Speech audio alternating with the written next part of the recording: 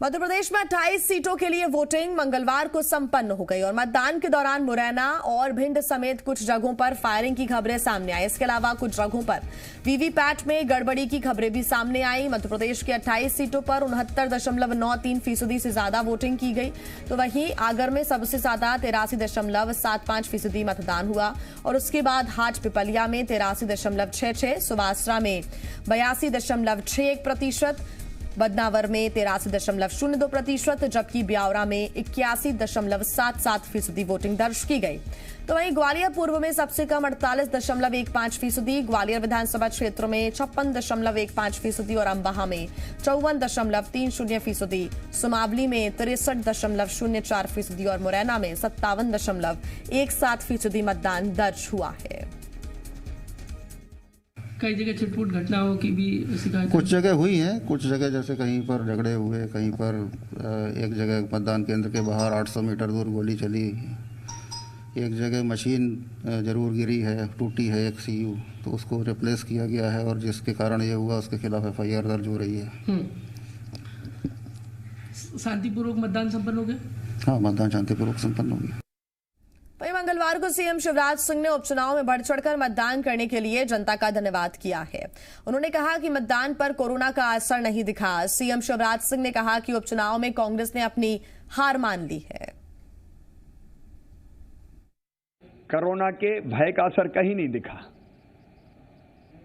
और कुछ स्थानों पे तो 2018 से ज्यादा वोटिंग हो गई। ये हमारे लोकतंत्र की मजबूती है।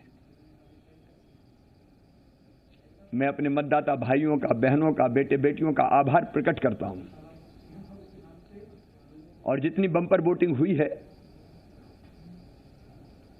उतनी बम्पर ही भारतीय जनता पार्टी की जीत होगी। कर्मचारी और अधिकारियों को धमकाया जा रहा है। मैं कांग्रेस से ये कहना चाहता हूं, कर्मचारी अधिकारियों का भी मान होता है, सम्मान होता है। ये धमकी लोकतंत्र का मजाक है और अधिकारी कर्मचारियों का अपमान है, जो कतई उचित नहीं कहा जा सकता। लेकिन इससे प्रकट होता है कि कांग्रेस ने अपनी पराजय स्वीकार कर ली है। मंगलवार को मध्य प्रदेश की 28 सीटों पर मतदान हो गया, जिसको लेकर कमलनाथ ने मतदाताओं का धन्यवाद दिया। उन्होंने कहा कि मतदान का अधिक प्रतिशत बताता है कि जनता में उत्साह था। कमलनाथ ने कहा कि 10 तारीख को जनता की आवाज पूरे देश में गूंजेगी। बीजेपी पर पुलिस और प्रशासन के साथ मिलकर पैसा बांटने का आरोप लगाया। कमलनाथ ने चुनाव आयोग से मेहगांव और सुमावली में दोबारा मतदान कराने की मांग की है।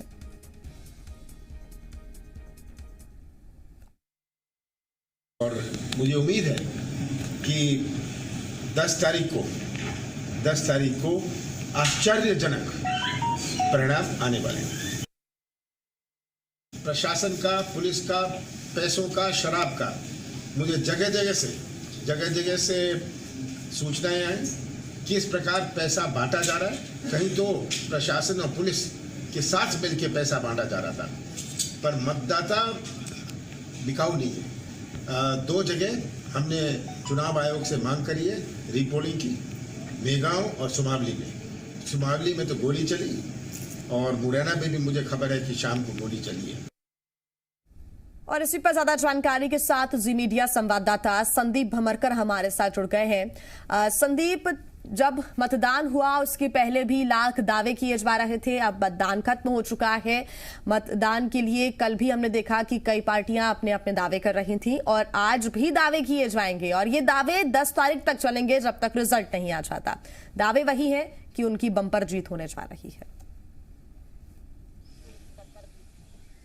बिल्कुल, नतीजे आने तक दोनों पार्टियां दावा ही कर रही हैं और दोनों को उम्मीद है कि जीत उनकी होगी। और चूंकि इन विधानसभा सीटों पर जीत के जरिए सत्ता हासिल की जा सकती है, इसीलिए कोई भी दल अपने दावों से पीछे हटता हुआ नजर नहीं आ रहा है।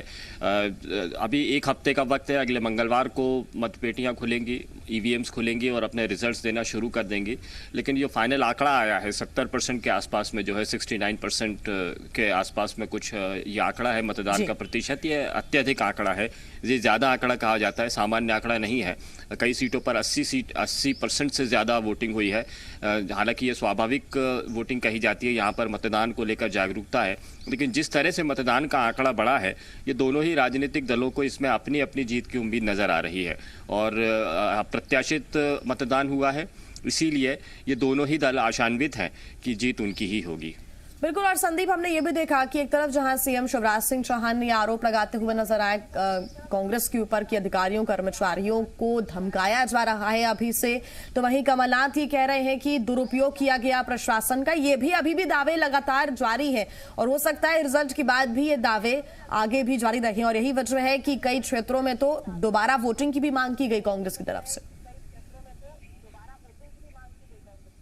जी, कुछ पोलिंग बूथ ऐसे हैं जहां पर विवाद हुआ है, हिंसा हुआ है, यहां पर दोबारा पोलिंग की मांग की गई है कांग्रेस की तरफ से।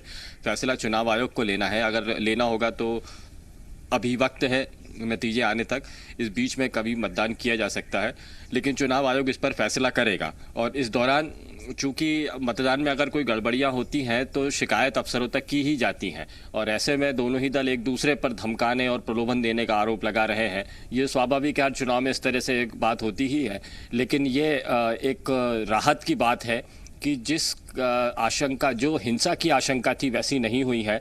कई कुछ पोलिंग बूथ पर जरूर कुछ विवाद हुए हैं, लेकिन इसे सामान्य विवाद ही यहाँ की जो परंपरागत और संदीप, आप ये कह सकते हैं कि अब वैसी स्थिति देखने को मिलेगी जैसे 2018 विधानसभा चुनावों के बाद भी देखने को मिली थी, नतीजों के पहले देखने को मिली थी, और वो स्थिति थी कि स्ट्रांग रूम के बाहर दोनों ही पार्टियों के जो कार्यकर्ता थे उन्होंने अपना अपना डेरा जमा लिया था। हो सकता है आज से वैसी स्थितियां एक बार फिर देखने को मिले मध्य प्रदेश के अंदर। बिल्कुल जिया, तेवर चूंकि उसी तरह के है और इसीलिए उम्मीद यह है कि स्ट्रांग रूम के बाहर भी निगरानी की जाए।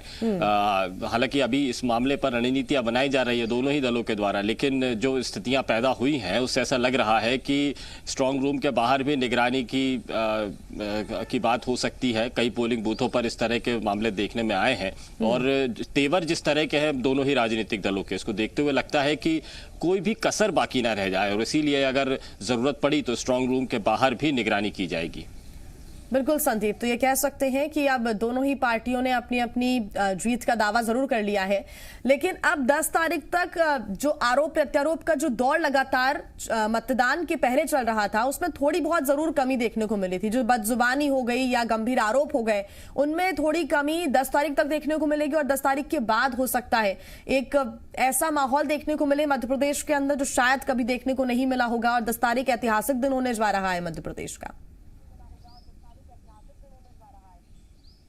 देखिए, 28 सीटों पर नतीजे आ रहे हैं और ये सीटें वो हैं जो अगर कांग्रेस हासिल कर लेती है तो सत्ता हासिल हो जाती है और इसीलिए बेसब्री का इंतज़ार यहाँ पर कांग्रेस को है कि वो तारीख कब आती है। और इस तारीख के हासिल होने तक चूंकि अभी कांग्रेस को सत्ता बहुत दूर नहीं लग रही है, 10 तारीख तक ही दूरी है बस केवल, और इसीलिए तेवरों में नयापन ज़रूर दिखाई दे सकता है। और आपने बिल्कुल ठीक कहा है, जो आशंका जाहिर की है कि जो तलखियां थी वो तलखियां अभी कमज़ोर नहीं पड़ी हैं, बल्कि सत्ता हासिल करने के लिए सत्ता करीब दिखाई दे रही है। और इसीलिए ये जो तेवर है उनके आक्रामक तेवर दोनों ही पार्टियों के, ये अभी भी नज़र आ सकते हैं 10 तारीख के नतीजों तक। बिल्कुल संदीप, बहुत धन्यवाद आपका तमाम जानकारी के लिए। तो मतदान संपन्न हो चुका है, लेकिन अब इंतजार 10 तारीख का है, लेकिन उसके पहले भी बीजेपी और कांग्रेस दोनों ही पार्टी और पार्टी के कार्यकर्ताओं की अपनी अलग अलग रणनीति है।